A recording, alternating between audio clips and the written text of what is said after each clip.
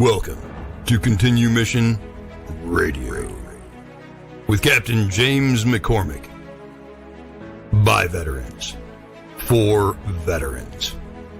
Guest hosts tonight are author Greg Meekin and Miss Val, our military radio gal.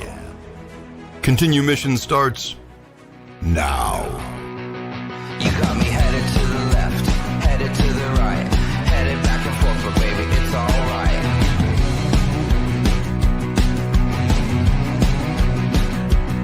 You got me going to the east, going to the west, going up and down, 'cause baby, you know best.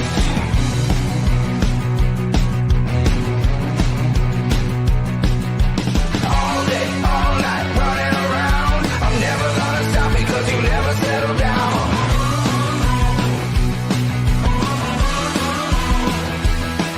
Got me shooting into space, flying at the sun. I'm never coming back 'cause baby, you're the... Welcome to another rapid deployment of Continue Mission on the Veteran Channel. Today is Tuesday, April 7th, 2026, and this show is coming to you from the great state of Arizona. I'm Val Olson, and I am here once again at my kitchen table with the one, the only, the Iceman, Greg Meekin. Today's special guest is an old friend of Greg's, Erik Butler, and I can't wait to listen to these guys. So let's light the fuse, buckle up everyone, and Greg Meekin, welcome. What is on your heart today? Val Olson. Val Olson. Miss Val, our military radio gal. What's on my heart today? Before I even start, and I'm going to be starting a lot here, Val. You're going to have to, I'll be digressing and sidetracking left and right. But first thing is blessings and protection and prayers for who's going to be a brand new generation of combat veterans returning home. And that is in the Iran conflict. So prayers and blessings to all those guys from all political persuasions, whatever. May they all come home safely, and God love the folks that were lost already. So there you go. That's on my heart. But what I wanted to bring up today, just to start it out, we got a big show, by the way. Did you know that, Val? That we have a big show.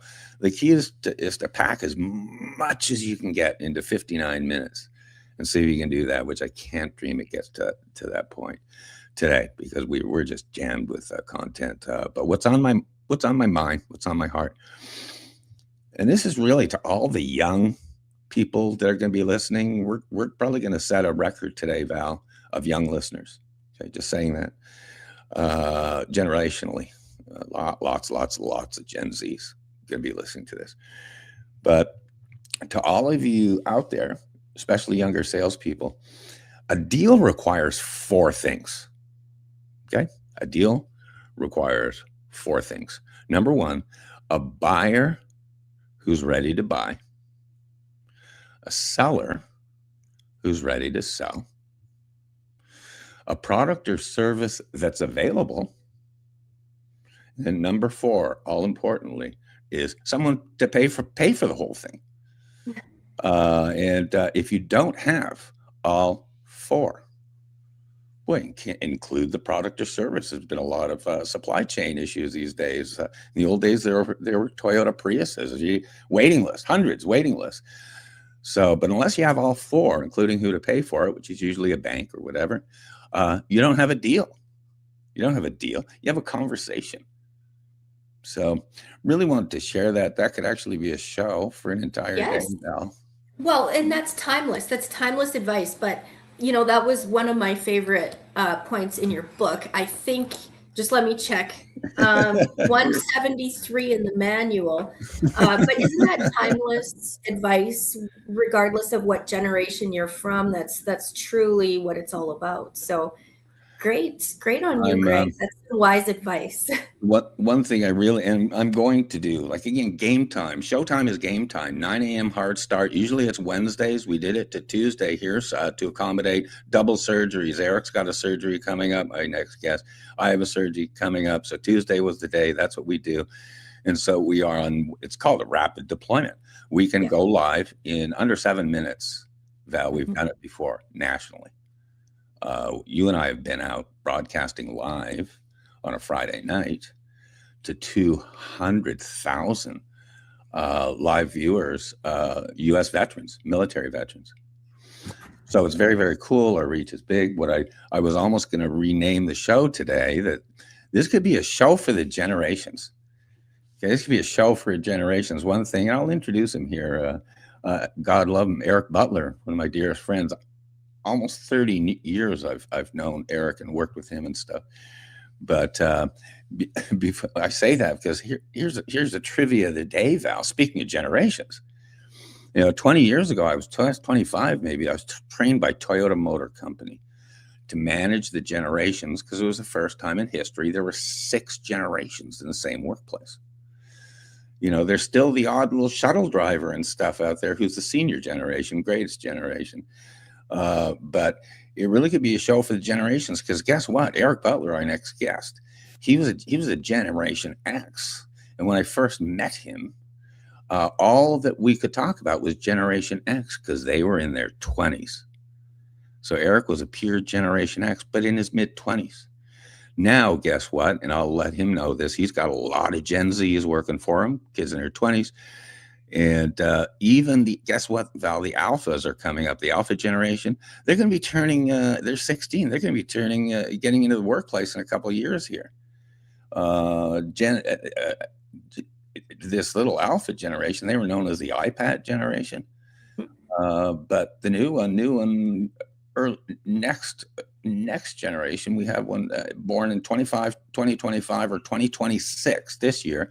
They're going to be a brand new generation, Generation B, or as I call the Bravo generation, Generation B. This is the first generation that's going to be born with AI from the womb.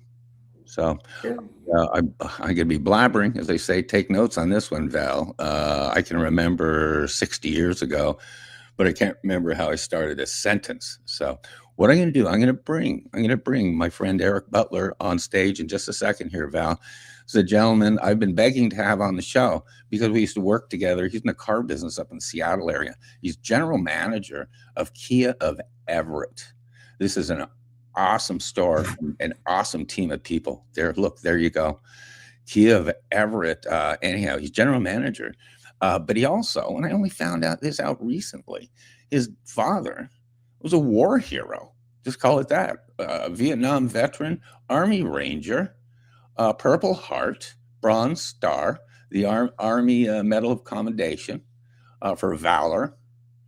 And so I said, Erik, you got to come on the show. What I'd like to do briefly, I'd like to take the first probably half hour of this show, or first part of it, Val, and we're going to talk about Erik's dad and the military stuff, because this indeed is the Veteran Channel. The show is Continue Mission, which is a radio show that has gone out over 10 years, over a decade, national show to military veterans. And we've, again, done that show. This is basically a continuation of that. So I'm going to bring my buddy Erik Butler up on stage here. Imagine that, Erik. I'm just hogging the mic here. Crazy. Look at you. Welcome, dude. Are you excited? You excited to be on? There's a real buzz going on in the Everett area about this show.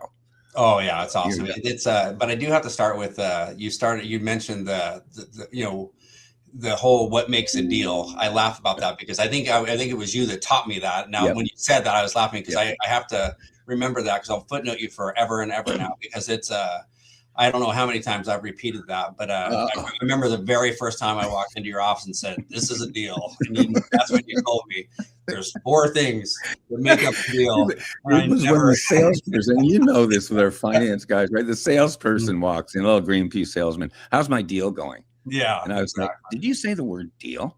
Yeah, exactly. Because what you got here is garbage right now. It's a conversation. Okay, whatever. Only say deal if indeed it is. I heard, confirm this for me, Erik. I heard that you use that a number of times in sales meetings. Oh, absolutely. Yeah. I mean, there's that to me that's like gospel. That's gospel for me. I mean, I definitely, when somebody people, I love people eagerness. I got a deal, and I haven't really been on the desk for a while, but it's and then that's where I'd always explain to them what a deal is. A buyer that wants to buy, a seller that wants to sell, a vehicle, a vehicle that they love and want to take home today, and obviously it's a bank. They'll put it all together for us, because without that we don't get nothing. Yeah, isn't that funny? We go straight to the car business. What I'm going to do, I'll be jumping branches, and I'll be going sidetracked and digressing all day long, because it's just fun. Erik, the first time we worked together, you were 25, 26. I was, yeah. When we started talking about that, I had to kind of go back. But yeah, that was that was kind of my first adventure into being a desk manager.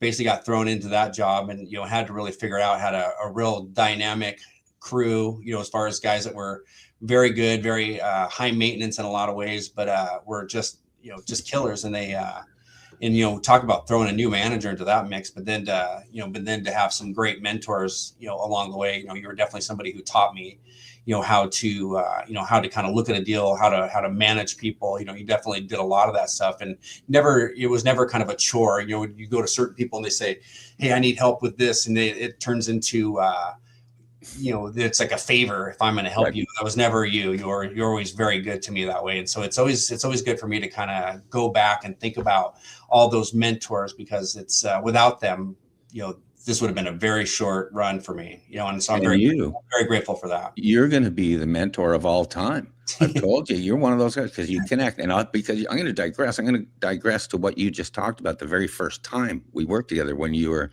real young, it was your first little job. You were with the Mazda store. Yeah. Remember those days? Yeah. But I'll just talk about it right now. I'm going to get sidetracked. Yeah, no worries. We got lots of time. I'm keeping myself slowed down. We got all the time in the world.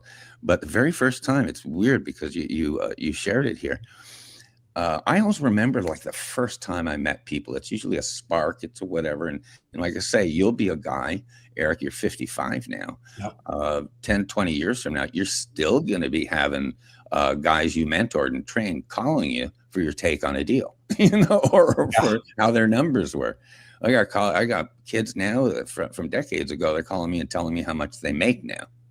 Yeah, that's really cool. That's like one of the greatest things that, when you get that call or that note, hey, I want to thank you. I'm sitting here in my office in this beautiful dealership, or I'm in this business, and I'm very, having a lot of success. And then they take that success, and something that you taught them, something that you said, something that you did for them has turned into their formula for how they treat people, how they've grown themselves. And that to me is, I would give it all away.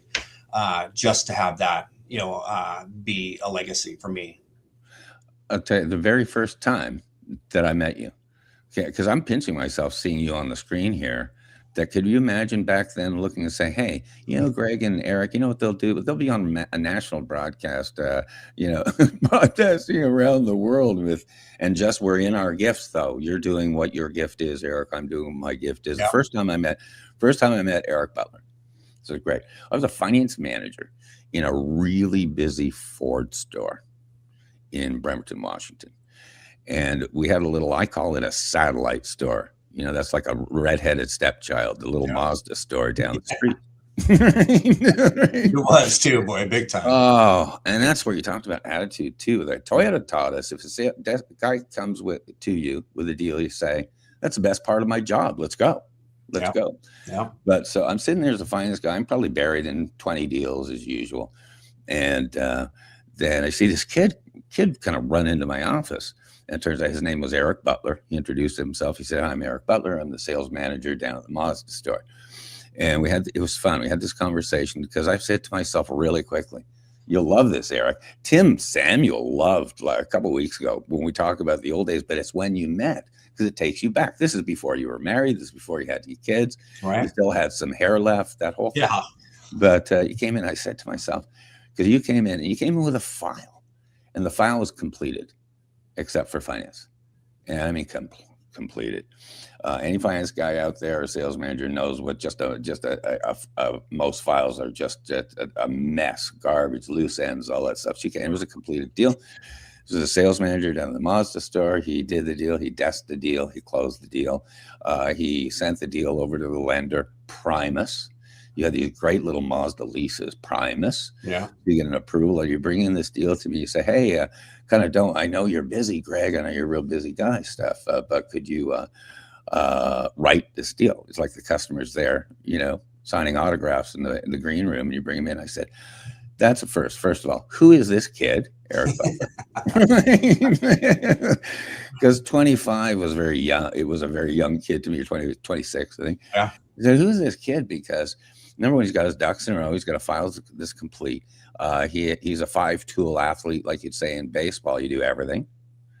But I said, well, this is just a young lion here. You were running fast, running hard. You were assertive, aggressive, and only at 26 years old. Yeah. And that can even go back to your Kinney Shoes days and stuff. But I said, wait a minute, here's a kid. And Erik, this is so cool. This is like 1998 or something. I said, here's a kid who's going places. I said the same about Tim Samuels, but because you did it all, but most importantly, you were a leader, dude. You were a team leader, your specialist. Your specialization was running a team, as I say, a great general manager, GSM, whatever, a great sports team manager can manage an island of misfit toys. All these different personalities. In NFL, you got all these $40 million a year guys and type A's, but that can bring them together in a common mission on a common goal moving forward, which is basically to sell cars and have fun. That was the first time I met you, dude. And you know what? I was right. And here you are. I'm going to turn the mic over to you like a bunch here. Sure. Yeah, no worries. Just, chat up anything you want. Introduce yourself. Okay. It's called the Team A. Tell me about yourself. I'm really, really looking forward to our chat. We're on not even 20 minutes in, and we're going to pack this hour, and we'll see if it even goes further. So Erik Butler, introduce yourself. Well, thank you for that. It was great. Again, just the beginning of this whole conversation is important to me because, you highlighted some of the things that are fundamental, for me. And it was, what you saw in that 26-year-old kid still is alive today in the 55-year-old man. And that is, I'm loyal to the team that I'm on, and that's, that right there allows me not to sit in the future too much or into the past too much, focus on what's going on right now and what does your team need to be successful. And that's something that I couldn't tell you where I picked that up, why I picked that up, but it was always important to me. I understood, what side my bread was buttered on. If my people were good, I was good, and so that's where, having mentors in my life have always been, very, very important. The car business has been something that I always tell a story, when I was a little kid playing in the dirt with my friends, and my one friend wants to be a pilot and this one's an astronaut and that one's Batman. I wasn't sitting there in the dirt talking about, I'm going to be a car salesman one of these days. And I still don't even really know how it happened. I have a great story about how I started in the car business, but it's one of those paths that led me, to something, to getting a vehicle that took me to everything that I could possibly imagine. All my dreams, made them come true. Not the business itself, but what the business gave me. It gave me great knowledge of people, gave me great understanding of how to operate in tough situations. I've made tons of mistakes, but it brought me some amazing friendships. Like yourself, brought me my wife. Met my wife in the car business. Gave me a chance, for an average kid. I always introduce myself whenever I speak publicly as a C- student from Lacey, Washington. And it gave a C- student from Lacey, Washington, an ability to go out there and compete and win and help people and grow and do all these things and do it with a high level of intent. My intent has always been, take care of the people, that are counting on you, feel the weight. These people that, that are working here or working for me or have worked for me in the past have all have people. They all have people that are counting on them. They have people that are needing them to perform, needing them to be able to bring home, a paycheck or, a good attitude or whatever it is they need to bring home. It was always on me to make sure that happened. And I wore that, and I took that responsibility very, very seriously. And I still do, till the very last day, that I'm in this business. I will always show up, for my team. I will always show up, to make sure that they get everything that they possibly can, in that everybody just like me has an opportunity to win today, and to actually, it's almost like you're competing for a championship every single day. And that is, that has always been my drive, and my focus is obviously a lot different. It's not as much today as when we worked together. Then it was just, grinding it out, trying to get, figure out, who's going to buy a car today? Who can we call? Who can we get back in? All that stuff. Now I'm dealing with a lot of stuff where it's, it's almost like a politician's job. I'm dealing with the community, making sure that, Kia of Everett has a great face in this community, that we're helping people that can't help themselves. We're donating tons of money to charities, and we're raising that money by selling cars and selling service. And we're doing all of that, not because it's required or the owner wants, says we have to do that. We do it because we want to do that. We want to be a great contributor to the community that takes care of us. And that has been one of the greatest adventures I ever had. When I was given this opportunity, the general manager who I worked for, same company, different store, we were buying the store and this position was becoming available. He gave me the best advice.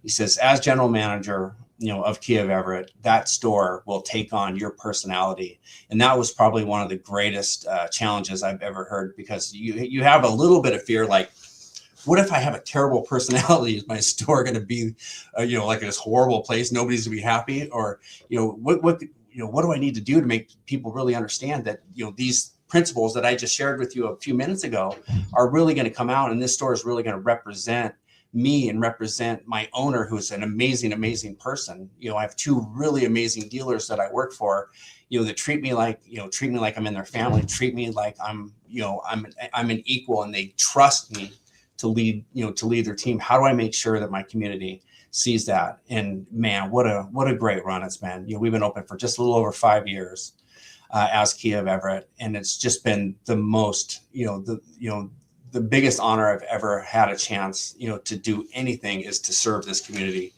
by taking care of them, when it comes to buying new Kias, used Kias, taking care of them in the service department. So that's kind of the basics there. I'm a married man. I got a beautiful wife, Sharon.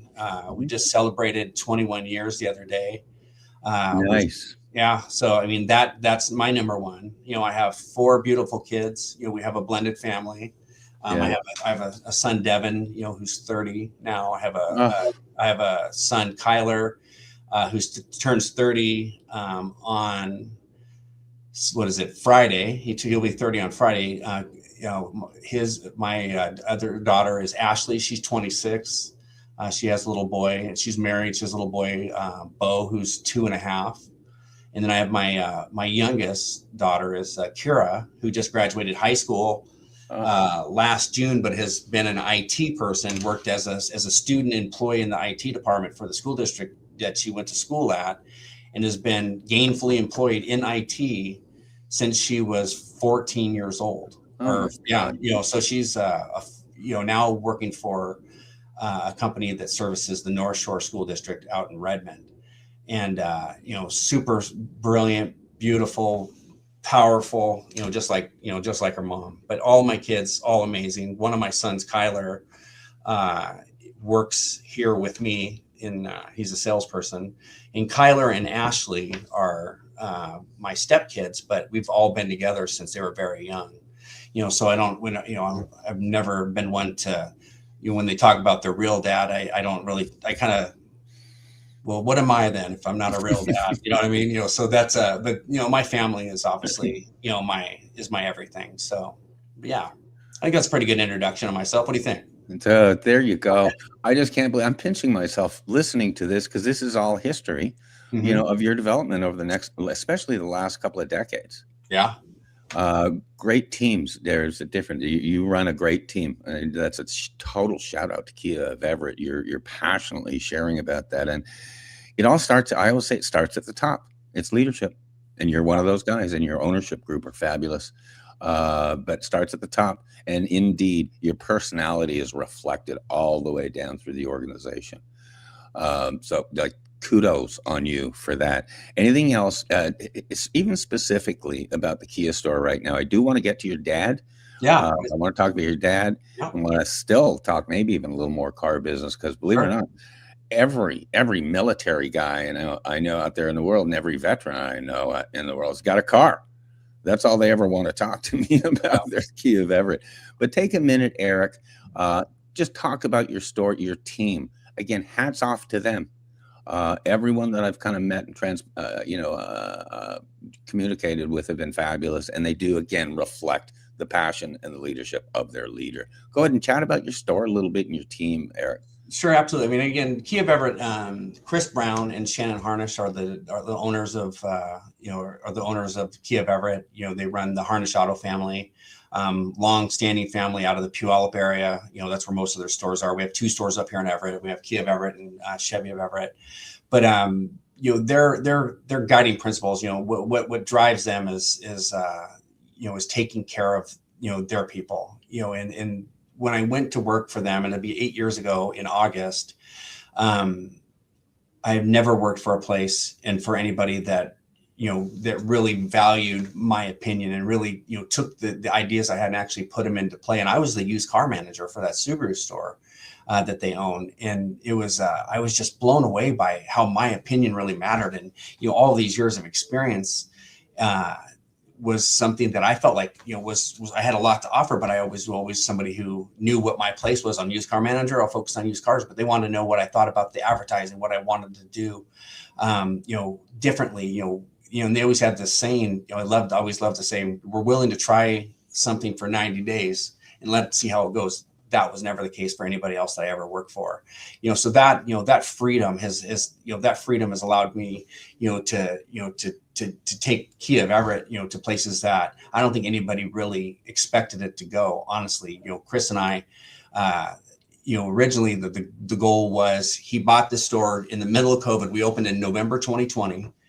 And you know, when we found out that he bought the store, it's like, wow, that's exciting. Kia. And, you know, I'm thinking maybe it's Kia in Puyallup. He goes, nope, it's up in Everett. I'm thinking, whew, that's a long ways away. And the original plan was I was going to help him just get his feet on the ground, make sure all of his cars, you know, were where they needed to be. You know, we had all the right values and all the blocking and tackling it takes when you're opening up a new store or taking over a point from an existing owner, which we did.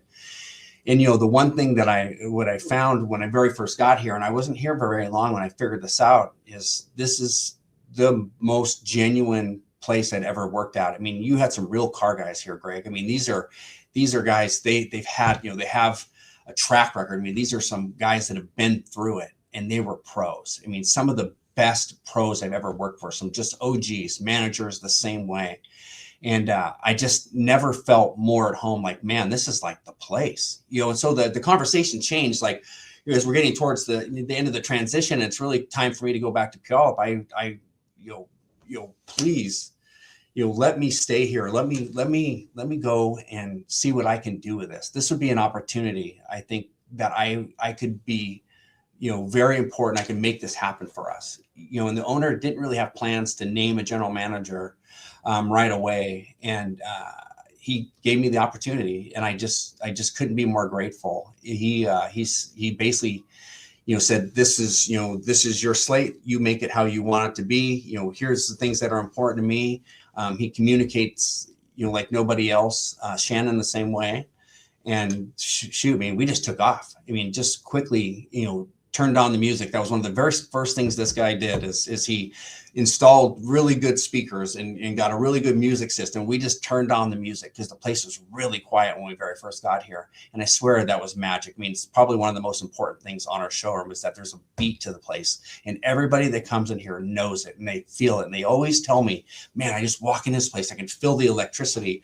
And part of me is always wondering, is this something they're just telling me because that's what I like to hear, or is that the truth? But I really believe that that's the truth because I feel it too. And that's something that, I will fight for, make sure that it's always that way.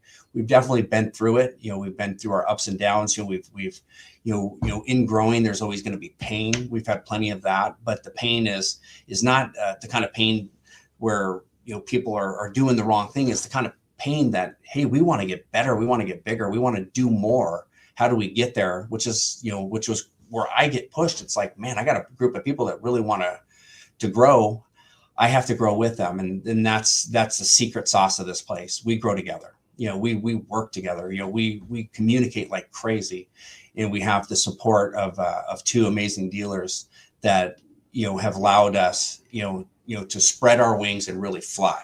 And that's an opportunity that I don't think a lot of people will ever get in this business. And that I feel like I did my time. I've worked, I've had, done plenty of hours. I know you were talking in your intro about how we need to talk about car wives. I'm with you. My wife's been there with me this whole time, for 21 and a half years, she's been with me, and, or 21 years she's been with me. And, there's been plenty of times I called her at 7:30. It looks like I'm getting out of here.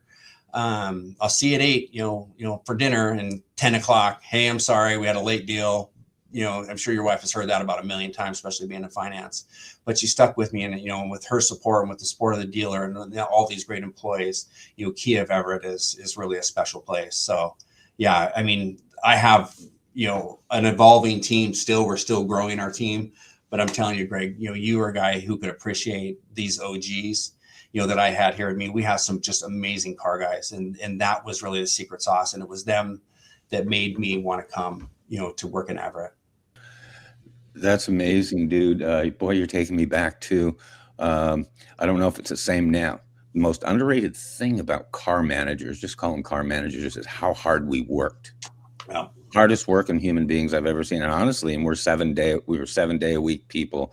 If you're in management, you're on call 7 days a week. I remember the 80-hour weeks. I remember working 21 straight days, bell to bell, as a finance guy, because you're covering for other people. As a matter of fact, fill me in real quick as far as the industry today. Again, I'm just fascinated with this. I got to get to your dad and stuff. Yeah. But do fill me in real quickly on just the business today, especially for you as a manager. Is it as crazy as it was in the old days as far as schedule and everything else?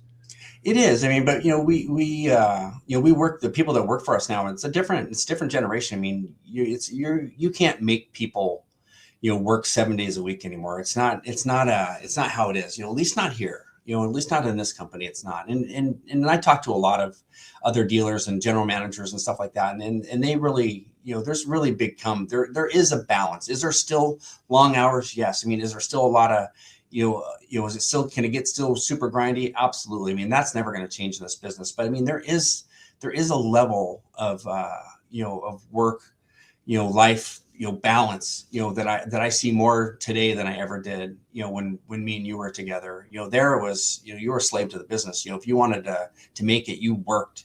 We used to talk about, what schedule am I on? It was the B schedule. Be here when we open, be here when we close, 7 days a week.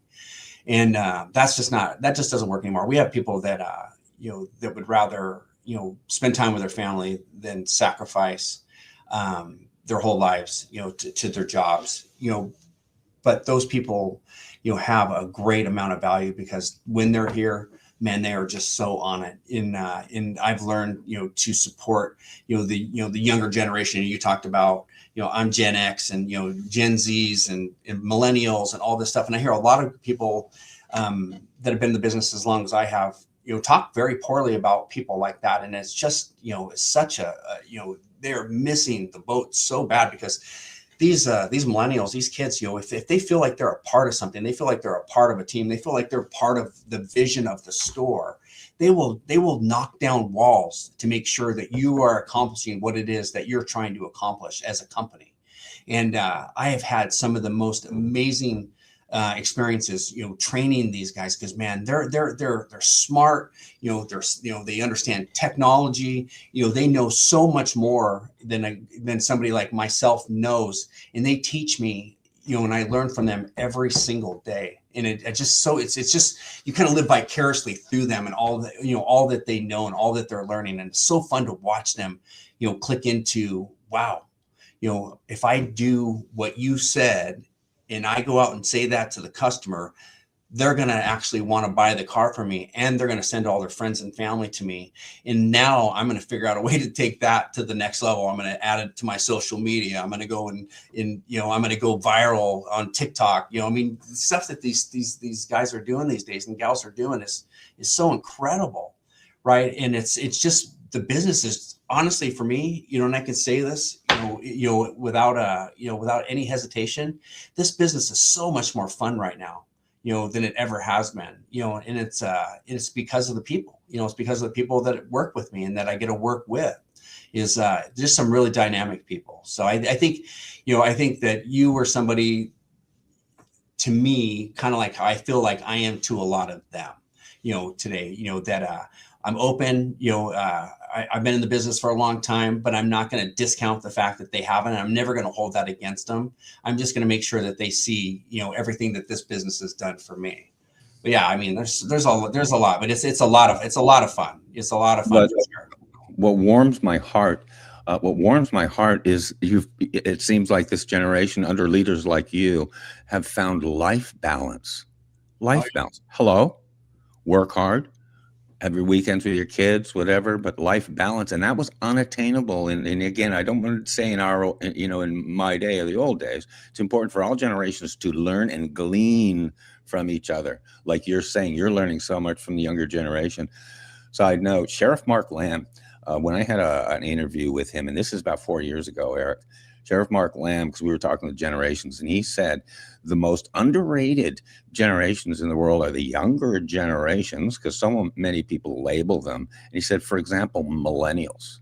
Yeah. This is Sheriff Mark Lamb. He said millennials, according to the military guys, the special ops guys and stuff, these were the fiercest warriors.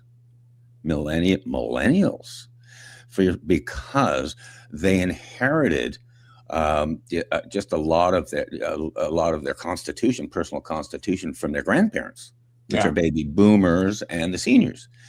But they knew technology. And so Mark Lamb said, don't write off millennials, in this case, Gen Zs. You guys are rock stars, okay? Rock stars, but learn and listen to and also glean from the Erik Butlers, the Greg Meekins, the Val Olsons, my favorite Generation X female. But I'm going to let, as a matter of fact, I'm going to get to your dad here. Okay. Yeah. I'm going to let Val take and single screen here, Val, just let folks know where they are, the Veteran Channel, blah, blah, quick little summary as you do. Eric and I can sit back and sign autographs for a few minutes, but just catch us up a little bit. And then we're going to talk about Eric's dad. Can I just run real quick since Val's on here? I was going to go Seahawks. I heard that she's a big Seahawks fan, so I want to at least throw on my Seahawks hat for you, Val. I got my, bless you, man. Oh, there you Eric too. Check this out. I tell people, Erik Butler, you're like a mental case, Seahawks 12, right? And I say, no, there are guys like that. Oh, look at that, dude. Where's that from? That's from that's an AFC Championship ball from 1988.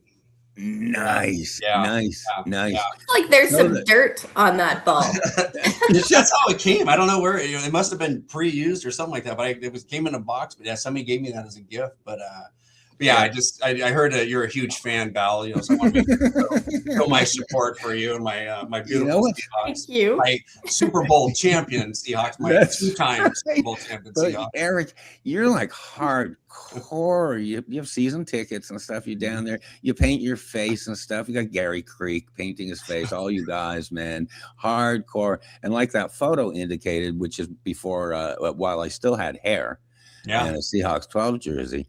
I was a 12 before it was cool, man. Yeah. In 1983, what were you, about a year and a half old or something? Yeah, something like that. So, now take it away for a minute or so. Yeah. Give us a break. We'll sit back. I'm going to take a break and just.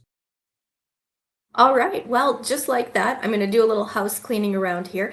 We so appreciate you watching, and I just want to let you know where you can find us, which is on Roku, Apple TV, Amazon Fire, and of course, Greg Beacon's YouTube and Facebook pages, and dozens of other platforms. Continue Mission is produced by veterans for veterans.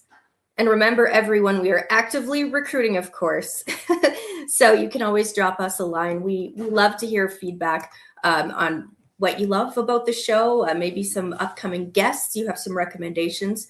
We are live and interactive. For those of you just joining us now, I want to just give a brief summary. I am so enjoying today's show because we're talking about values, we're talking about inspiration, we're talking about work-life balance.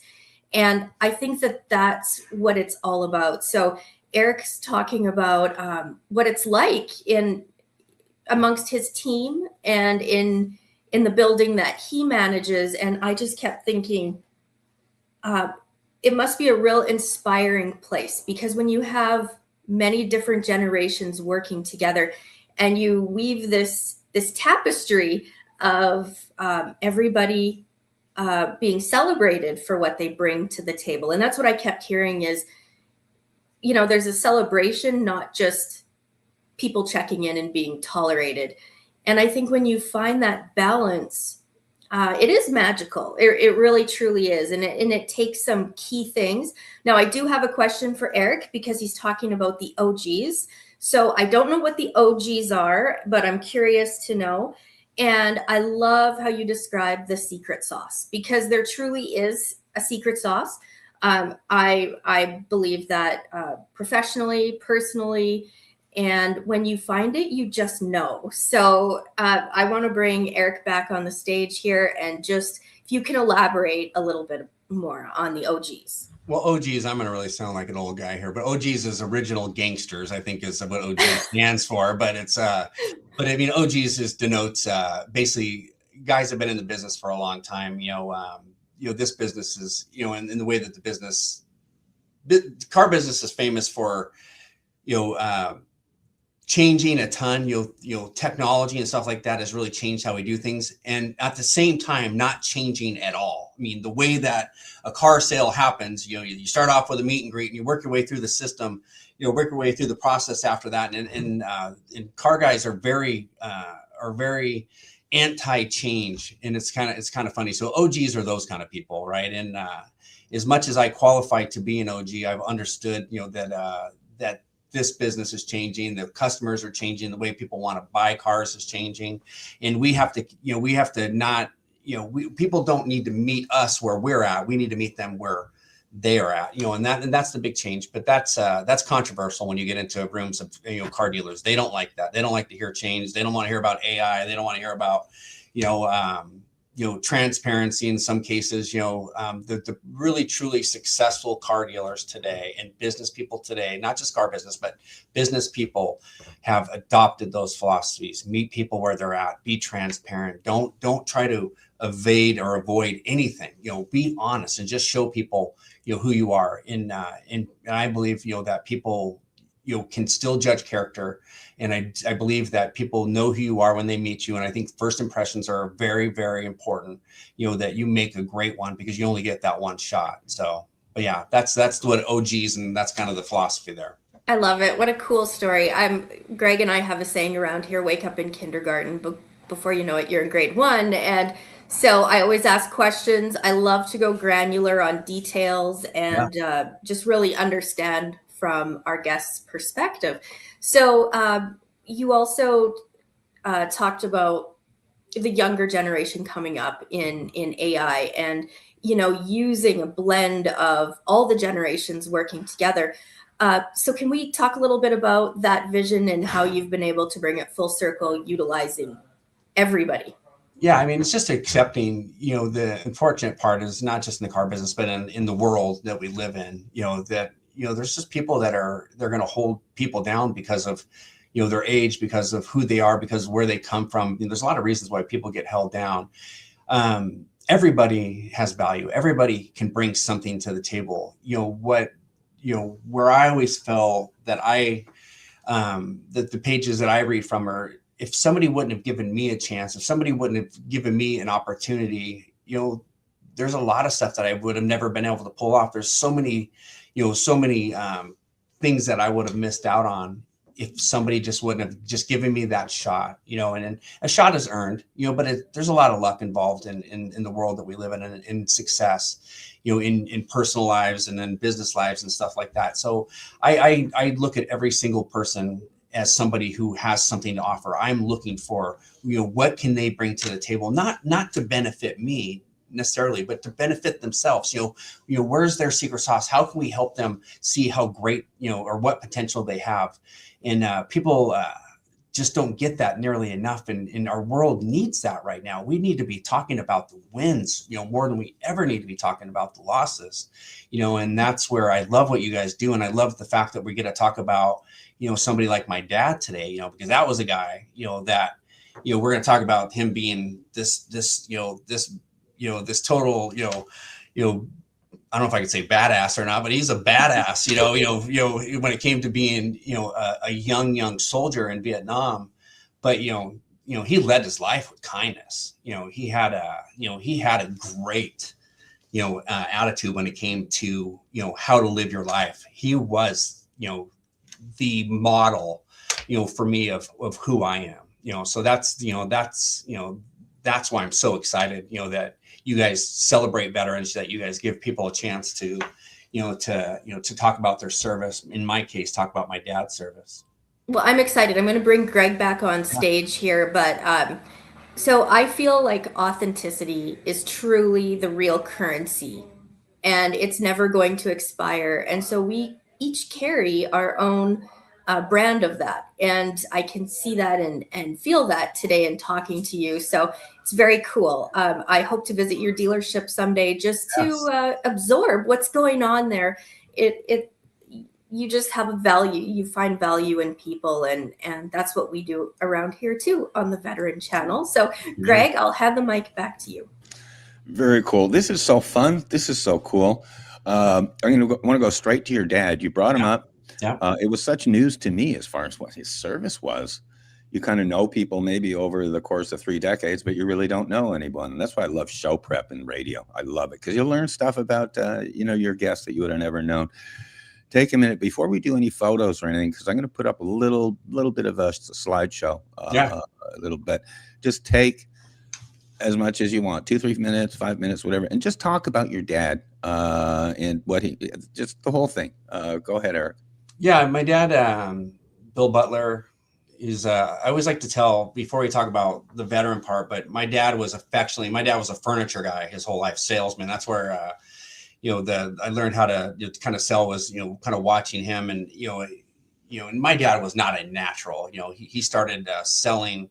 His very first job selling was we lived in Southern California. I was a little kid. He used to build these wall plaques, like total 70s type wall plaques, where you'd stain them and burn them and all that stuff, and these big gaudy things that hang up on your wall in your house. And he would take those he'd build them all week long, and then on Saturdays we'd take them to a swap meet in Saugus, California, and we'd sell them. And he always used to tell a story when he very first started selling, how him and my mom would hide in the truck and just kind of basically wait for somebody to come up and offer them money to buy stuff. And he realized that he had to get out in front and actually talk to people and explain to them what these were and where to put them and how to hang them. And next thing you know, he's selling the heck out of these things, and he turns, we move up to Washington State, and he gets into the furniture business, and he was affectionately known as the dude, right? My dad is the dude. I know there's the Big Lebowski, the dude, and that's not where he gets it from. My dad was affectionately known in the furniture world as the dude. And the reason why he was known as the dude is because that's what he would call everybody, including me. I'd call my dad and be like, "Hey Dad, how's it going?" And he goes, "What's going on, dude?" And he would do that with everybody. So, I mean, as much as it made me feel great that he said that to me, that he was affectionately known as the dude, but he definitely had a way of raising a family. He was very, go experience life, go try things. He never said no. There's nothing, there's not any real non-negotiables or lines in the sand. The only thing that he never allowed me to have was a motorcycle, because he rode a motorcycle in downtown LA and almost got killed about 50 times. And so he says, I don't really want you driving a motorcycle. If you want to buy a motorcycle, when you're old enough to buy one with your own money, you can have one, which I've still never owned one. So he pressed that on me, but he was, probably one of the smartest guys, sitting around the table, and just discussing life, discussing strategy, even as, even later in life, as I, started to get into business, got into the car business, talked about the trials and tribulations, the wins, the losses, everything. He was the best listener that I ever had. But, everybody has a piece of them, that maybe isn't as apparent as you would think, and part of the dude, Bill Butler, was this kid from Buffalo, New York, that actually tried to enlist after Vietnam started. He actually tried to enlist in the Army, but had a juvenile record. He's a little bit of a delinquent, and he'd tell you that story. And he, instead of joining that way, was drafted, and that's how he got into the Army. And he went, was immediately, after basic, was basically said, you're going to infantry. That's really where they saw value for him, and didn't really have a choice, I see these pictures of him, as a young soldier, and you read these stories about some of the things that he did in Vietnam, and then here's some of the stories, talking to my mom, when she was still around, about, how he was when he was younger, and, some of the effects that the war had on him. You never really saw that, in him, as I was growing up. He hid that pretty good. But this is a guy, in his 69 years that he lived on this planet, that lived every single day and won, so much. And his most important thing was, was taking care of his family and taking care of his kids, especially. So, I mean, he's my hero for sure. Well, let's do I'm learning stuff even as I go. This is a beauty. Yeah. Val, can you pop up? Let's do a little bit of a few photos here. Logistically, you'd sent over a file, Eric, and we're not going to be able to logistically do a lot. But if you can stroll down, that's your dad's DD-214. Yeah. Yep. So we got that. Scroll down, Val. Then we got the letter. I think that's for the Bronze Star. Bronze Star. Letter for the American military. Forget. Medal of Heroism. Yeah. Yep. And these are photos. So scroll all the way down to the bottom now, Val. Just so we got the full photos. There's his commendation, Bronze Star, Army Commendation Medal with valor. And here you go. Stop right there. Yeah, that's Bill. Okay. That's Bill Butler right there, and his mom. Yeah. We're gonna do a little slideshow. Like old people would do Sunday night slideshow about your vacation, and other kids would fall asleep. But let's do this. Just give us comment on each photo. Val, scroll slowly through them. Yeah, that's my dad coming back. I actually him shipping off, to service, which is there. He lived in Buffalo, New York. My dad always tell stories about Buffalo, New York. That's a great picture of him right there. My dad would always describe Buffalo, New York as, how he used to have to walk to school 5 feet in 5 feet of snow uphill both ways. Oh yeah. He hated Buffalo, New York. Buffalo. Yeah. Oh my God. He hated Buffalo, New York. But when I first looked at that photo, I'm saying that's Erik Butler right there. Were you a little bit of a mini me for him? But he looked look at how old was he in that photo, Eric? Yeah, he's like 20 years old, something like that. Yeah, Dude. Young, just a young, and he was known as the baby face sergeant. He quickly rose through the ranks in the military, and I think a lot of that has to do with attrition. A lot of people were not making it back, and he went from fresh out of basic to sergeant in just a couple of years. And they called him baby face sergeant, but you could see that he always had that great smile. Well, I like the most is kind of the juvenile delinquency. Reminds me of you and me. Yeah, exactly. I didn't get it. Mine came through my bloodlines for sure. Yeah, I mean, he self-describes himself as a juvenile delinquent. Got himself in trouble. And a lot of it was just being a little thug, out there on the street. Yeah. But he had a heart of a lion, though. Just his whole life. The more you learn about him, the more you realize that. go ahead and scroll there down, Val. Next one. Give us a nice little chat on that one. There's a badass dude right there. Yeah, and what you find is he's carrying, I believe that's an M16 right there, and he hated the M16. He said that was the worst gun ever built.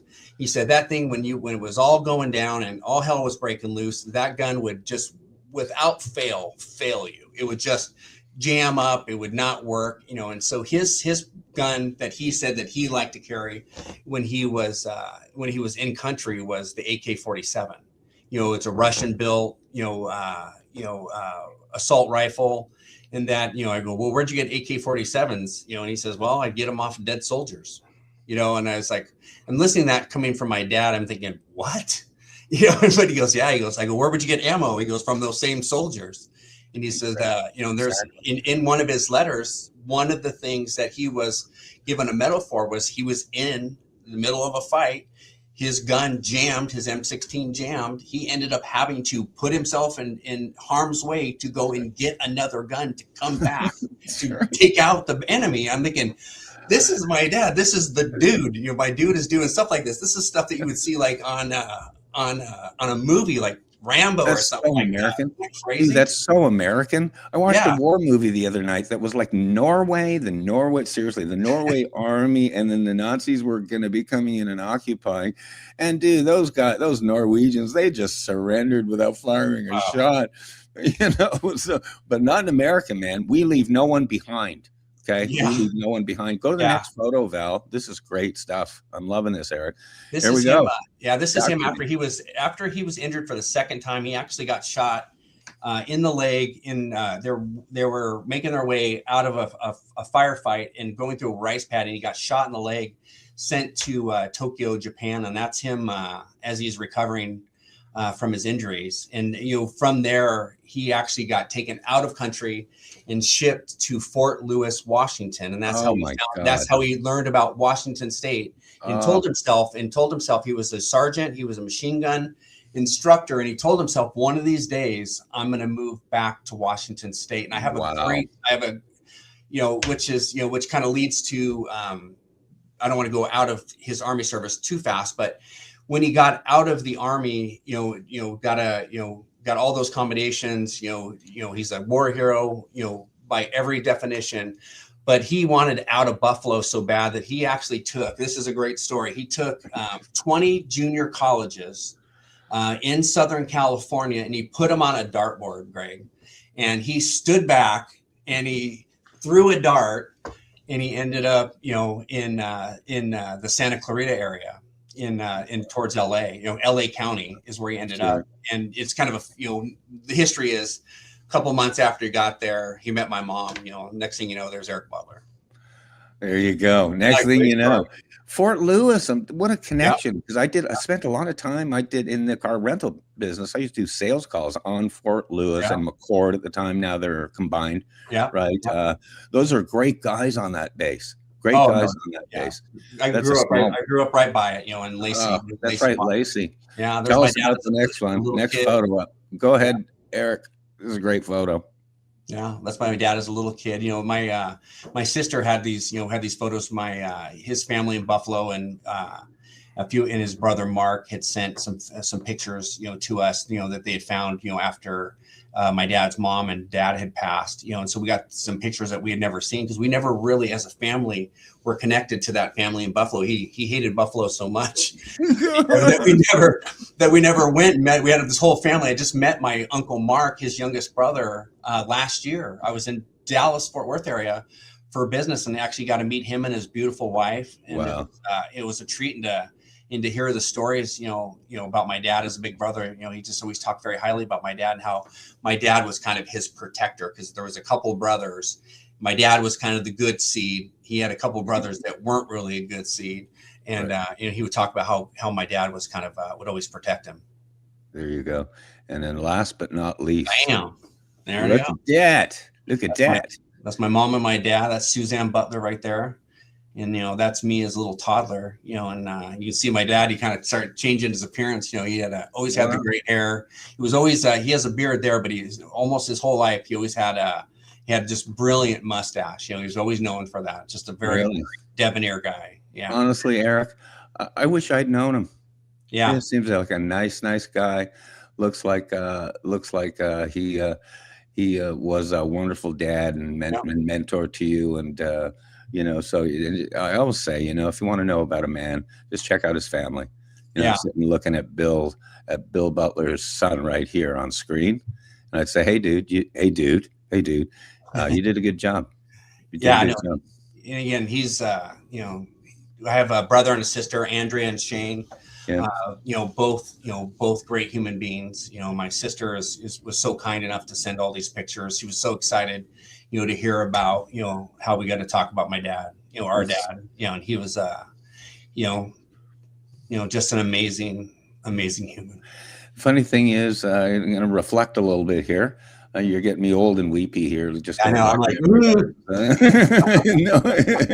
watch out! Here goes Erik. He's going to start crying. I know exactly. I always bring my Kleenex to the show, right? Yeah. But really, just reflect on your dad that way. And I'm into the concept. I'm just going to talk here. The concept of prelogy. Okay, I like to write prelogies, which means while they're alive, not a eulogy. Yeah. I've always said, life is just a highlight reel. It's just snapshots. A eulogy is not 82 years long, but prelogies are, and I'm seeing it more and more, that they're tributes to people while they're still alive. I came from a military family. I've said this on a couple of times on the air, but I think you might know, I didn't meet my father till I was like 41 years old. And it turns out British Army, British side of the family, didn't know for my entire life. My father and my two uncles, Bert and Percy, went to World War II in 1939, fighting that guy named Hitler. And then my three aunts, including Aunt Margaret, they worked for the British, the Women's Corps. My Aunt Margaret was selling war bonds for Winston Churchill. Wow. Survived the Blitz, all that stuff. One thing I don't think I've ever said this on air. My Uncle Bert, who actually relocated down to Australia. There's an entire generation of Meekins on Australia because he relocated down there in the mid 50s. I think because of PTSD from World War II. He just said, I'm going to Australia. But Uncle Bert, I'm glad to have a moment here. Uncle Bert fought for 5 years against the Nazis. He was in Italy. He spent most of his time in Italy, and he was captured. He was captured by the Germans and put in in Italy a German POW camp. Saying, "Wait, this is my Uncle Bert." Then I find out he escaped. And then I find out, and I confirm this, he walked from Italy to Switzerland, Erik, with no shoes. I confirm this I'm saying, oh my God, if I had 5 minutes now to be able to talk to Uncle Bert, be worth $1 million. So if there's any gift for you today, Erik, any gift for you, it's that you got this time to talk about your dad. Yeah, totally. And he was and I've been blessed, he came from, his dad was a veteran, he was obviously a veteran. He was very proud of that. I'm very proud, that he was somebody that we went to the VA, when he was fighting his cancer and stuff like that. And they were so good to him, and it was just the service and the honor that they paid him, was incredible. I mean, it was good to see him be a proud veteran.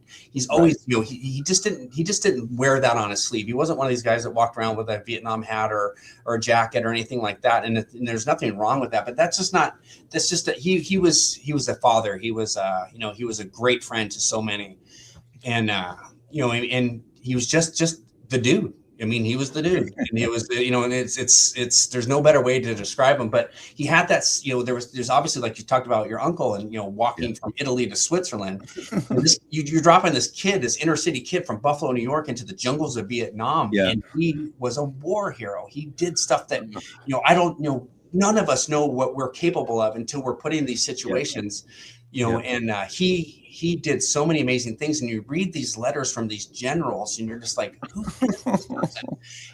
But I mean, that's, he did what he had to do, and, but when it came time to, how he was going to live his life, he was always a proud veteran. He obviously came back and he struggled. My mom would tell stories. We were, when I was a little kid, we went to the redwood forest and we're walking around, and my dad was in this redwood forest for about 20 minutes, and he broke out into a cold sweat and had to get the heck out of there. Sure. And she always attributed that to, like what we know as today as PTSD. I'm lucky enough to have my son Kyler, served in the Army. He dealt with, he was stationed in Colorado Springs, Fort Carson. He had a few friends, who had come back from war, who had, had battled PTSD, had a few friends, unfortunately, who had ended their own lives. And, and he wore that, on his heart, when he got out of the Army, he was just, it really affected him watching his friends go through this, to the point where he was kind of a skeleton of himself. And I've watched him rebuild himself, and, just becoming this amazing man, getting ready to get married in June. He's the stepfather. He'll be a stepfather to a beautiful 8-year-old boy, Kason. Nice. My first grandchild, and and it's just these veterans, and these guys, that what they're capable of when they got to go through stuff. And usually it's when they're so young. You just can't help but honor people like that. And I know, is it okay to talk about one of the foundations that we support? Oh, please do, Eric, and take your time. Cool thing about long form radio, we have as much time as we need. So I got people at my door like, "Are you done yet?" No. Greg Meekins says, remember? I got a sign on my door. So don't bother me. I got this. They're not a democracy. They are a dictatorship. And Greg Meekins, the dictator. The show's going to go longer. Here we go. Go ahead. But talking that same thing, we support a great charity, but it's Permission to Start Dreaming, PTSD.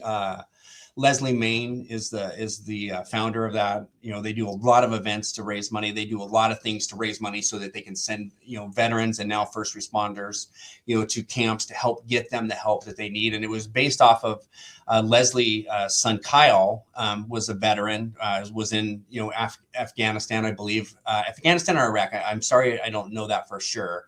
But had come back, back into country, is having problems, was struggling, with, mental health, was struggling, had gone, to see a doctor. It wasn't diagnosed properly. And, unfortunately, Kyle had gone to his hotel room that night, after he'd gone to the hospital the first day, and ended his life, and Leslie's, brother is Kenny Main from ESPN, is an amazing person. I've met them and been a part of a bunch of their events. They do a great, it's called Race for a Soldier in Gig Harbor, Washington. I was part of the very first Race for a Soldier. I just ran it again last year. They do golf tournaments. They do all kinds of stuff to raise money to help people that are suffering from this disease, so that, to help people before that happens.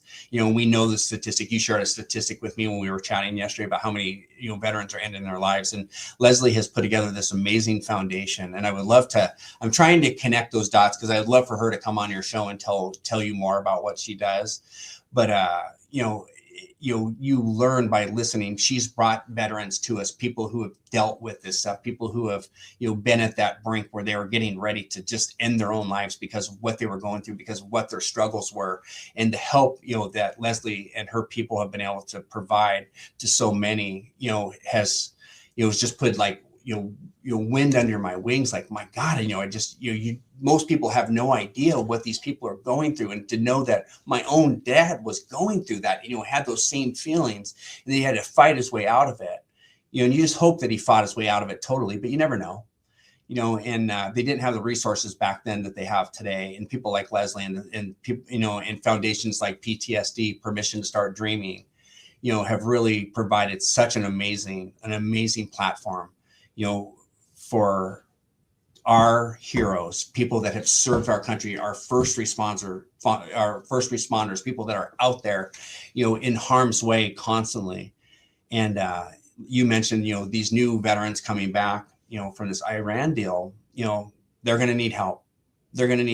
And there's a lot more resources out there today than there was, but there's still not nearly enough. And so it's got to be something that we continue to talk about. It's got to be something that we continue to raise money for. And you can't find a better cause or a better, foundation then working with a foundation that helps people, like my dad, like my son, like Kyle, and all those people like that. So yeah, I'm glad I got to mention that. And I am going to share this with Leslie, and let her know that, we talked about her son, talked about her foundation, and hopefully I can connect you guys, because she is an absolute 10 out of a 10, just an amazing lady. So it's so nice to hear that. Shout out to Leslie Main, big fan of Kenny Mayne. Kenny Mayne's a Seattle guy, right? Yes. Yeah. They're from Gig Harbor. They're from that area, Yeah.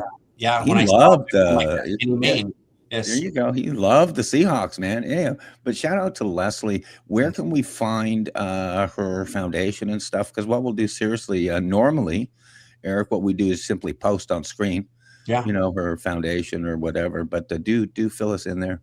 Permission to Start Dreaming, PTSD. And you go to that, you can find their page. And I'm not sure if it's a .com or .org. I apologize. In your, when you guys, finish this up, I'll make sure that you have the right answer to that. But they've created this, there's a couple of them now, but they've created these camps, essentially these getaways that these first responders and these veterans get to go to. And what they receive when they're there is they're completely off the grid. There's no phones, there's no anything like that. These people are getting help. They're being taught, how to deal with their, with the fears that are in their heads, how to express exactly how to fix the problem that is keeping them and holding them down, and how to be a great, to be able to operate in society in a way, where they feel good about, who they are and what they've been through. And I've heard firsthand stories from these veterans and these first responders of who they were when they went in and who they are when they came out, and the help they got ever since. And it's just an amazing story. Eric, I cannot wait, and I mean this, to connect you with our dear friends at the Vietnam Veterans of America. Yeah. Because listening to you and listening to Leslie's wonderful work, you are these guys. These guys are you. The VVA is an organization your dad would have just been involved with and supporting. There's 100,000 guys, actual members, active members. Yeah. Vietnam, primarily Vietnam veterans. And that number is growing all the time. Val and I once broadcast out to 200,000 of them. On the Veterans Network. So, but those guys are talking exactly what you're talking. Yeah. And in an intense way, because we're talking about the guys in Washington, D.C. They're pushing legislation. They're moving things forward. Our dear friends, Captain James McCormick, always shout out to him, 3-time Purple Heart Captain James McCormick, who's leading the way for the Vietnam Veterans of America. Other guys this is the Rocky Blyer crowd, Eric, VVA. And either they're dealing with these same issues, care from the VA hospitals, which has been up and down, disability benefits. This Gulf War syndrome is just a nightmare, Eric. It's kind of like the Agent Orange of days gone by, but they haven't even recognized it up until recently as an actual syndrome. So those things going, and once again, I mean, their motto is never again will one generation of veterans forget another or abandon another. And that's why I always say, side note, we have the Iran kids coming back. The Iran war, by the way, I heard kind of inside scoop. There's going to be PTSD with a lot of these combat vets in Iran. It sounds weird, but almost a more AI or a mental in the head type of PTSD, because they're going through a lot. Yeah. So there's my prayers are definitely with everyone out there. And like I said, and it's like you said, this Iraq and Afghanistan campaign, as long as it lasted, I mean, there was just so many people affected. And, your hope is always that, we can honor, the people that we lost, honor the people that fought in that war. I had the honor to be able to spend a bunch of time a few years ago in Washington, D.C. as I was going through the NADA Academy.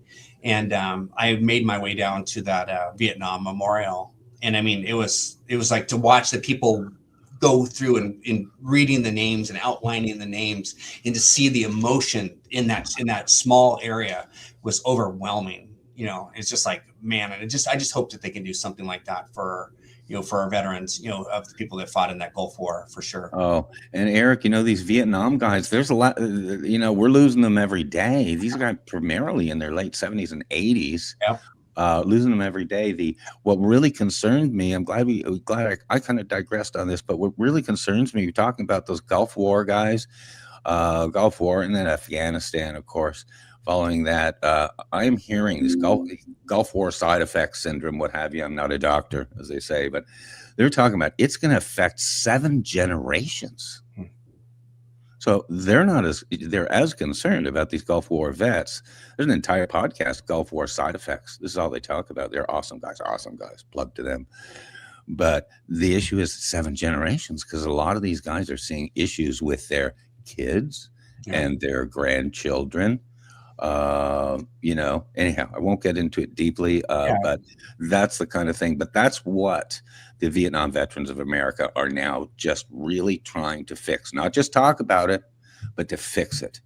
Yeah. Again, we learn from our mistakes, don't we? We learn from our mistakes, and this, again, like you said, we are losing.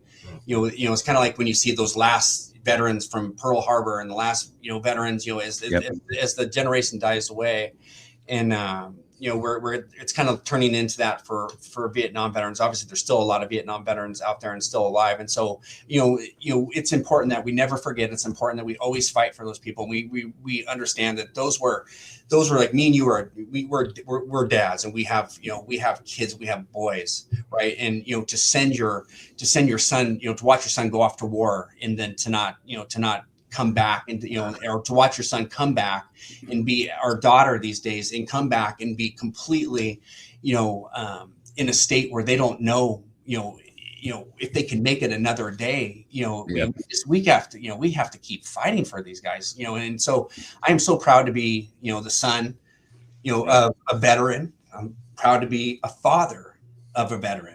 Right. I'm proud to have, so many, me and you worked in Bremerton, that's the headquarters for U.S. Navy on the West Coast, pretty much, right? How many people did we meet? How many Marines, how many sailors, how many, those people were not our customers. Those were our friends, there's so many of them, that are I still stay in contact with. And, they're always in my heart. Yeah. Always in my heart. During the show prep, I was saying to myself, you just hit on it, and I'm glad you brought it up. It used to be called the Puget Sound Naval Shipyard. Yep. Now it's, I think, Naval Base Kitsap. Yep. And then there's other bases, including Bangor in Trident, right. And a number of them. But we were raised around that. That was the hub. And I'm glad you brought that up, because do the math sometime and ask yourself how many military guys we dealt with during that era. I mean, Navy, we dealt with Marines, we dealt with all of them, but mainly Navy. We had carriers come in. We had the Carl Vinson come in. We had the Nimitz come in. I met the guys from the Abraham Lincoln over in Everett. It was stationed there. Before I forget, I got to switch gears here. Okay, I want to talk about Everett, Washington, a little bit. Okay. I need to get just a couple of minutes off my heart there, and while we have it on screen here, because there will be people, both you and your audience. We're talking about Everett, Washington, Val Olson. Call it the Seattle area. One reporter said, why didn't you call it Bremerton instead of, why'd you call it the Seattle area? I said, because no one back east knows where the hell Bremerton, Washington is. Yeah, my wife always describes Bremerton as a place in the movies where you see the ferries when they're showing Seattle, the ferries going across. That's right. The ferries coming into Seattle. Well, that's where the ferry originated from, was Bremerton. Oh, exactly. But what an amazing, I used to go home seriously from my finance days when we worked together. I'd go home seriously and I'd say to Deborah, I am so thrilled I got to be a finance guy in the auto industry and your sales managers here and during this era, because remember, we meet so many military guys. We knew all ranks. We know how to read an LES form, and we dealt with a lot of the lenders and stuff. Very much like Tim Samuels dealing with VA loans there. You just meet so many people.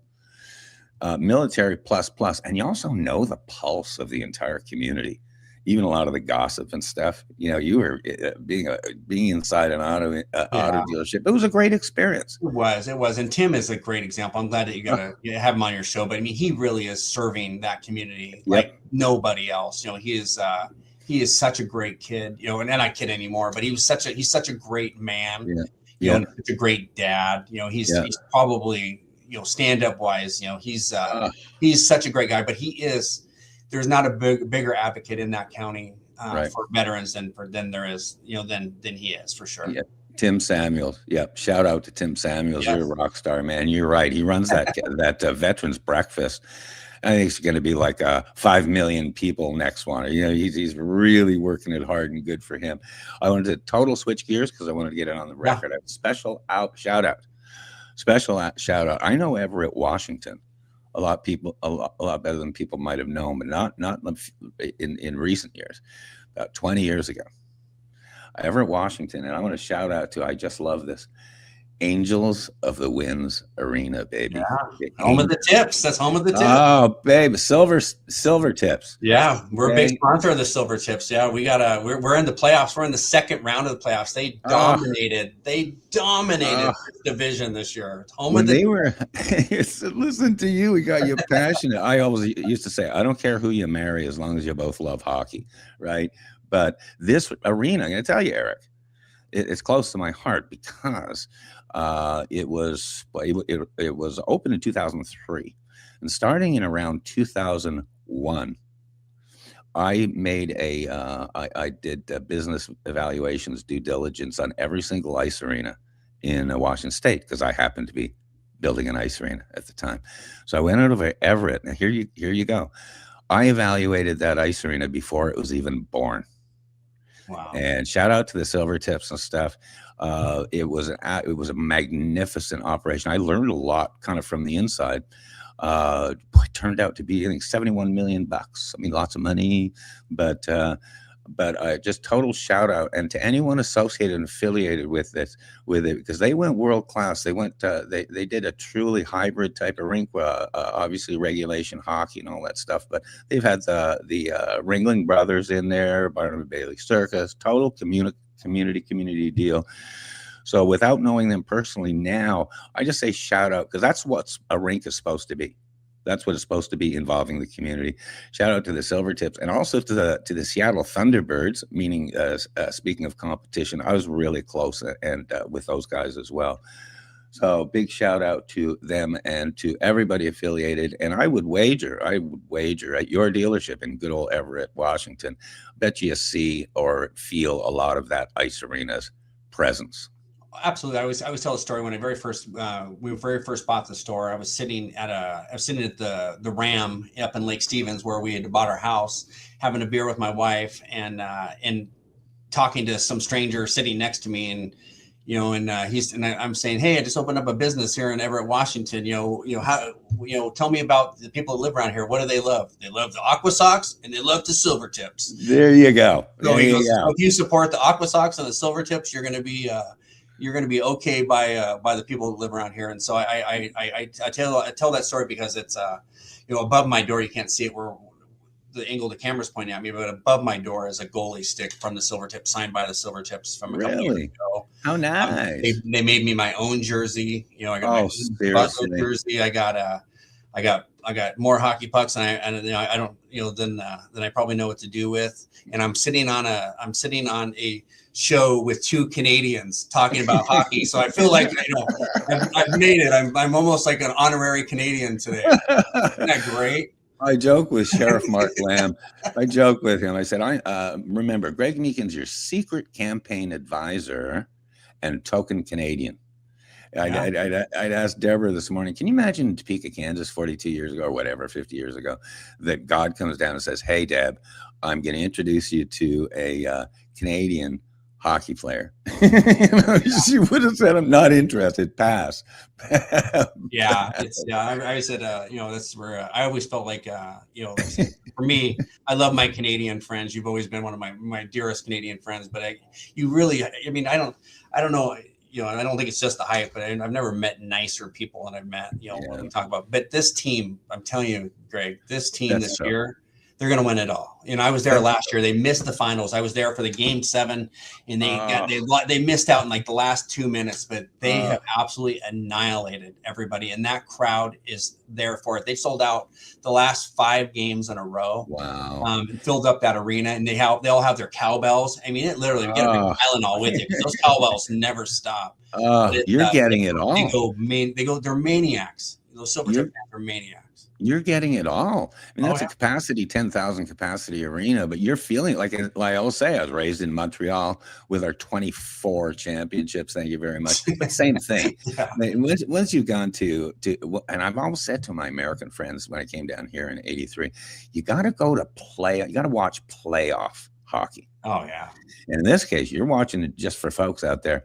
What Eric's talking about is not NHL, but it's juniors. It's the Western Hockey League, if I remember. And these guys, you want to go and watch these guys because they honestly, they're very often just like the NHLer, except more crazy. More because they're a couple of years younger. I love those guys. I'll bet you have pretty good seats there, Eric. Do you have good seats there? I do. I mean, we get I have a great guy. Joel is our guy from Silvertips, and he's the guy I can send a text. Hey, I need tickets for can I get tickets for tonight's game? And he always puts me where I always like to be behind the goal. I like to watch those guys come at the just watching passing the puck, and I've never been more impressed than watching how absolutely hardcore these guys are as far as how they can just fight each other. But I mean, they're so good on the ice and how they can skate, backwards, frontwards, sideways, stop, go. I mean, it's nuts, and they're all like, I think I'm not sure about the ages this year, but last year the youngest player on the team was 16. The oldest player was 20. They're all from Canada. Sure. If they don't make it to the big leagues, the Silvertips and the ownership for the Silvertips actually pays for them to go to college. Wow. So I mean, it's just a win-win. But these kids show up and they're just babies, but they go out there and they just fight their hearts out. It's so awesome. Was it a surprise for you because you were never a hockey guy? I mean, growing up, when was the moment that you were introduced? And I love it. You watch your first playoff hockey game. Seattle Kraken, baby. Seattle Kraken. Yeah. Right when we got that Kraken, I'd never been to an NHL game in my life, and I went and saw an NHL game, and I couldn't even believe it, but I'm watching, Crosby out there. I mean, I'm watching all these great players, I just feel sad that I missed out on some of the real greats, some of the people that me and you would always talk about, but I had no idea how powerful these guys were. Big. These guys are bigger than you even could imagine. And they're out there skating, like it's nobody's business. We have the one guy, of course I'm drawing a blank, but he's we have one of our guys that's a Lisniak. He's 6'8". He's skates like a flipping, like there's nobody's, like he's been doing it his whole life because he probably has. And I love his nickname. They call him the Big Rig because he is literally just a monster out there. And you see these little guys coming up trying to push him around. I'm like, oh boy, he's gonna pay for that. But we got to experience in our second season some NHL playoff hockey. Oh yeah, this town went crazy. It reminded me so much of our Seahawk runs and our Sonic runs and our Mariner runs, obviously. But it was like electric around here when that was happening. It's hard to describe, but the entire city is electric. Yeah. And I told it 25 years ago, seriously, Eric, you'll love this. I said to everybody in Bremerton, Washington, there's going to be NHL hockey in Seattle. Yeah. And they thought I was nuts. Right. But to know that you've seen that, you've witnessed it and experienced it, that's really one in a million. Only folks who have gone through it transition wise like that and learning it there. You mentioned even Deborah. You can't believe the talent of these kids. Again, they skate. And this, you mentioned size. One thing, Gretzky and Beliveau, both says Jean Beliveau, is everyone's getting so big now. Like Gretzky, he says he doesn't think he'd get on the ice now with these big guys. But the old rule was, and it still applies, a size doesn't necessarily matter. There's still a lot of little guys, a lot of hockey players out there. They're 5'6", 5'8", whatever. And some of the greatest players in history, Hall of Famers, are just little guys. Yeah, I mean, I love it. I mean, I was one of the people, like a lot of people did. I was up at 5 a.m. to watch USA play. Oh yeah, I guess, and I'm glad that they have these rules in the Olympic rounds, but it's that if they were allowed to fight, they would have thrown gloves just like they did the year before. They would have thrown gloves right when that puck dropped, and they would have. Oh yeah. But I mean, that game was mental. I was sitting at the edge of my couch, just like, not even knowing what to feel. And I mean, what a great game, and to see all those great players, involved, and it was, that was a win for the United States on that one. But we got you were going against essentially, some of the greatest players in the history of the NHL on that Canadian team. It was really like a modern day 1980s, and that was really the first hockey game I ever watched. I remember watching that game where we beat the Soviets. And I watched I just watched the documentary on that. And it was like all those goosebumps came back. I remember as a 10-year-old kid laying there in my living room. All my parents were still asleep, laying there watching them beat the Soviets. And somehow as a 10-year-old kid thinking, this is going to be important one day. This is going to be important. And that was the closest thing we've had to that, was that game against the Canadians the other day. Miracle on Ice. Miracle on Ice. I was in our high school locker room because I was a high school ball player, and the entire school was packed into that locker room watching Paul Anderson score that goal. So, boy, I didn't think this was going to be the Eric and Greg hockey show, but thank you. Right. I thank you. I thank you for taking me back, because honestly, I mean this too. I came down to the United States in 1983. Val's heard the story a million times. I got into the auto industry, but I brought hockey with me, and these. And 90% of my American buddies didn't know, rhyme or reason about hockey, but there were so many that actually were converted to loving the sport once they saw it. So shout out again to the Silver Tips. God love. Are the Thunderbirds? They're still in business, aren't they? Seattle Thunderbirds. No, they're doing good. They play out of Kent. They're in Kent now. They play out of the ShoWare Center, which is another beautiful place to go watch hockey. But boy, there's nothing. As an Everett Silver Tips fan, there's nothing that I love more than to watch them just beat the Seattle Thunderbirds heartily. They did that a lot this year. There was a lot of beating, in Everett and on in Everett ice for sure. So this is a rain check date. Okay. I'm overdue to travel up to Seattle. Yes. We have a geriatric, I call it geriatric dog down here, Jesse, and he's got arthritis and stuff. So I can't believe an old guy here, but so we're really just kind of nursing him. And then once we move on, once Jesse moves on, we're going to do a trip up to Seattle. The rain check is Seattle Kraken, baby. Get me to one of those games and Silver Tips. Yeah, I got to. That'll be a pleasure for me to be able to take you to that, because what you'll see is how the Kraken fans have. It's the Kraken fans, honestly, and I got to sit in a suite with Todd Lewicki, and got to ask him about 10 questions. Then he was on to what he was doing, but it was my first statement to Todd Lewicki was, "Thank you."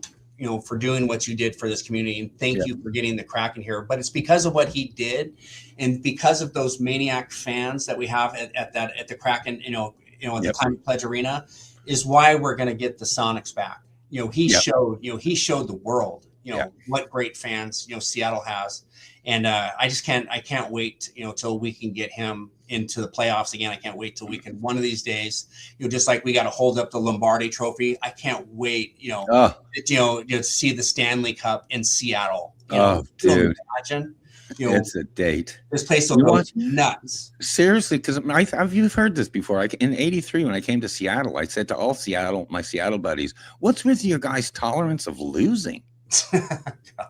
Because I had of the 24 Montreal Stanley Cups, I saw 11 of them before I was 24 years old. So if you went like a season without winning the Stanley Cup in Montreal, they'd burn down the Forum, right? They're just really, really standard of excellence. Because I said to my Seattle buddies at the time, life will change for you guys the minute you win a championship, meaning a World Series or a Super Bowl. You'll never look at it the same way again. Yeah, we were 6 outs away from our first World Series, and I was there at that game. The last game at home, against Toronto, where we got the grand slam to win it. I've never I cried. Me and Kyler were hugging each other, jumping up and down. To watch our Seahawks win so with such confidence, violence, surreal, timeless moment. I can't wait to have the Kraken to have that for them. It's going to be incredible. But but you talk about they're not having a great season. They're kind of blowing it here at the end again. But I'm telling you, this ownership, when you talk to this ownership, they are dedicated to bringing a championship team to Seattle. They're gonna do what it takes. They're gonna do what it takes. We just need those couple of players. We need our big name players there to really come and they're going to do it. And when they win a Stanley Cup, life will change for Seattle. It will just change. There's nothing, we won't get into it, but I will say as a side note, of all the professional sports that I know, guys that I know in those sports, I'll still say hockey guys are like the most down-to-earth, easygoing guys in this crazy contract world. Yeah. Never seen a nicer group of people than really the hockey community, if you will, all the way down to the local level.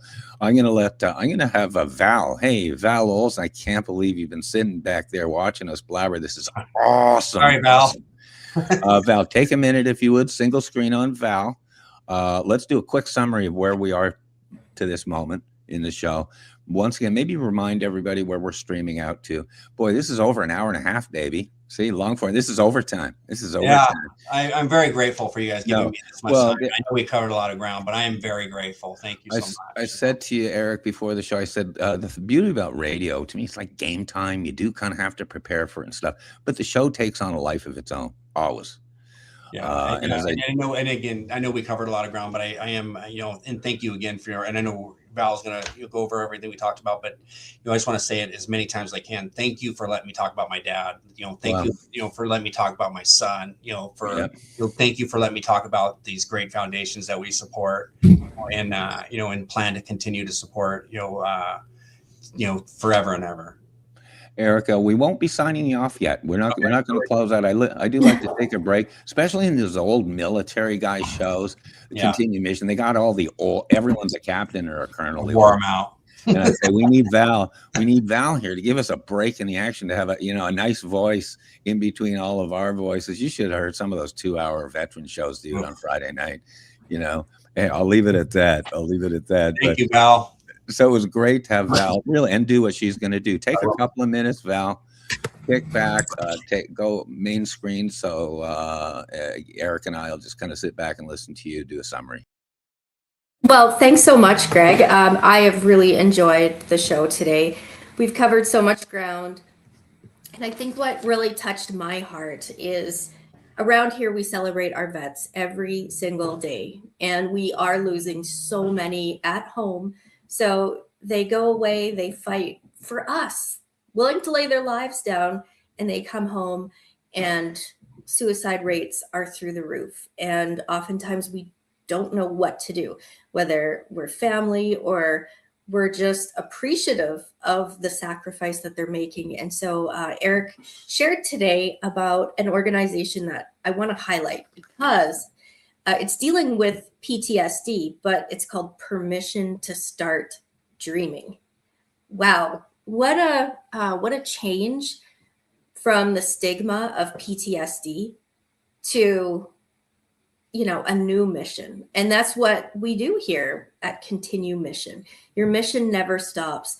And that's the part for me that I connect the most with our military, is that I can't imagine the transition to go from one world to another and, just try and figure it all out when your heart and mind is somewhere else. So, wow, I'm excited to learn more about this organization. And if you are watching online this morning, thank you, Vets, on the Veteran channel, which you can download and have us in your pocket with you, right beside you. But if you're watching right now, Permission to Start Dreaming. I love that. So I just want to take a minute and say it a few times, because you do have to give yourself permission. That's step one out of anything and everything as you transition. It's really about allowing yourself, the permission to start. So I just see the therapeutic benefit, the hope, and also the invitation. And when it comes to invitations as well, we covered what our dear vets are doing, the VVA.org. That is a huge resource that everybody needs to rally behind if you are a vet and you are just dealing with whatever. And I use that whatever as a blanket, because I think it's different for everybody through their eyes. So what else can I share? There's been so much. Greg and Eric touched on sports today, which I'm just soaking up, but of course the arena. And oh, Greg, you want to come to stage? Yeah, just on a baby schedule here, I just want to give Erik. Erik's on a time schedule, so I want to give him a few minutes here just to say, do anything, All sign right. off all you want. And then after Erik chats, we'll just excuse him from the studio. Erik Butler, Okay, let's bring him final back words. up. Take your time, Here he man. is. Take your time. Oh, no worries. I just want to, obviously, the biggest thing is thank you. I said that, before, but, what you guys are doing and how you guys celebrate veterans is so important. America, like a lot of countries, has such a great history. Our history is given to us, and has been given to us because of these veterans and all the sacrifices, that these brave men and women have laid down their lives. And there's been so many important times in history that this country, if it wasn't for our veterans, wouldn't be this country, and we all know that. I want to celebrate the men who served our country and the women who served our country. I just read a great book. It's called The Women. It's a book about the Army nurses in Vietnam. I think it's Kristen Hanna is the author, if I'm not mistaken. It was probably one of the best books I've ever read when it comes to talking about women in wartime, and that these are true veterans, and so I want to honor them as well, and say that the work that you two are doing is so important, and you guys deserve all the accolades that you get, but I understand how hard this must be to be able to put this kind of stuff together. And so for somebody that doesn't get to do this very often, my sincere gratitude is to both of you for celebrating our veterans, and my sincere gratitude obviously goes to the veterans for what you do. Nice. And thank you again, Erik. A shout out to Kiev Everett, okay, from my heart. I believe there's going to be a collaboration between the Veteran Channel and Kiev Everett. Okay, it starts at the top, and the top here is Erik Butler. Okay, and it shows in your team, the passion, the energy shows in your team. They're really good people. They really are. Remember, you're mentoring to multi-generations of younger generations, and they're going to call you in 20 years. People call me still, Erik. I mean, hell, I'm talking to Erik Butler. So God bless you. God bless your team. Yes. And to your team, congratulations, because I would love to have a boss like Erik Butler.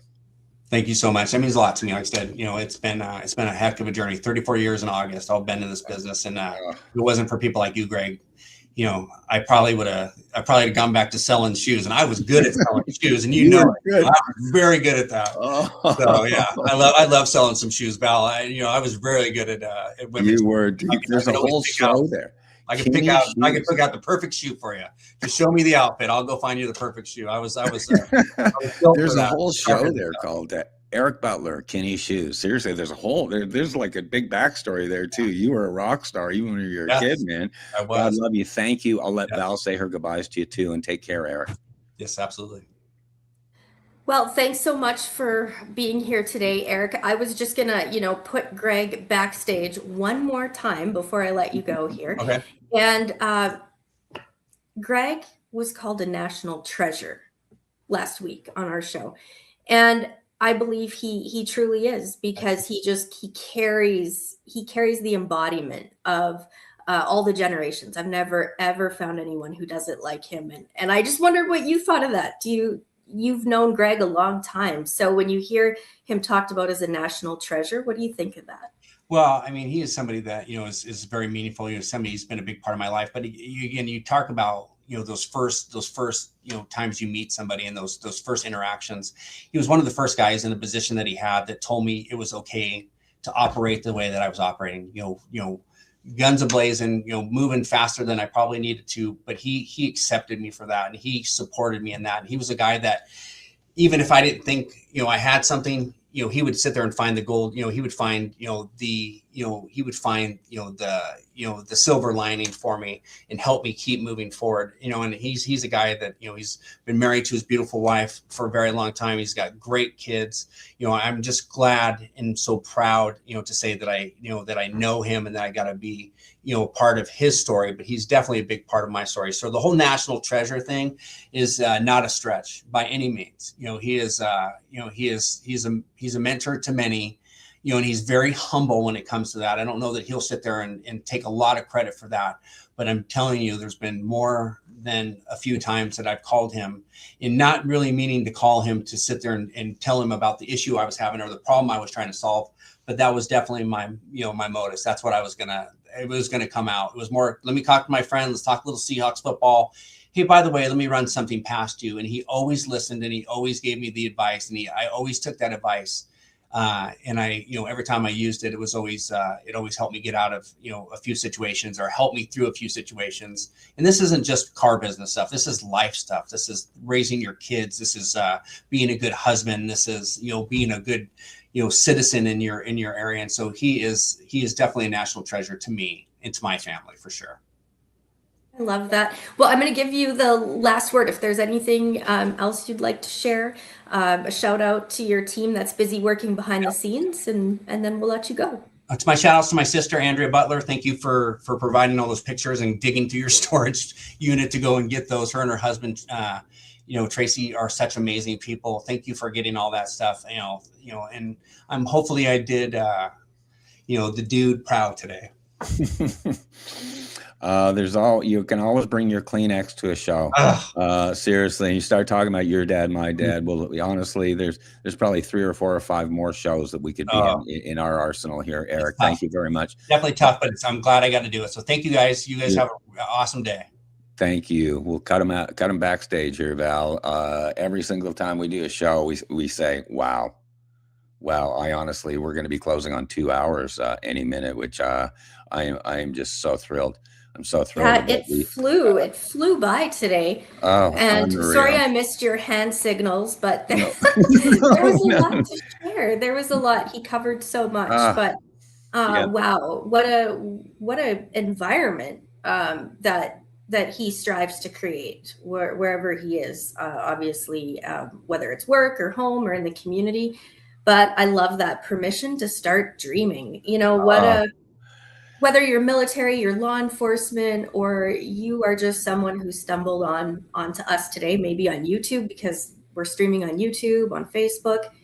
When was the last time you actually took a overhead look at your life and gave yourself permission for what you needed? It's a pretty big thing. And we talk healing and restoration, and it starts with ourselves. So I'm really excited to dig into that organization a little bit. As they say, I think it's just the beginning. This has been 30 years in the works, me and Eric knowing each other. And I mean it too. I know I always sound emotional and stuff, but I could pinch myself doing this show because I'm sitting watching Eric.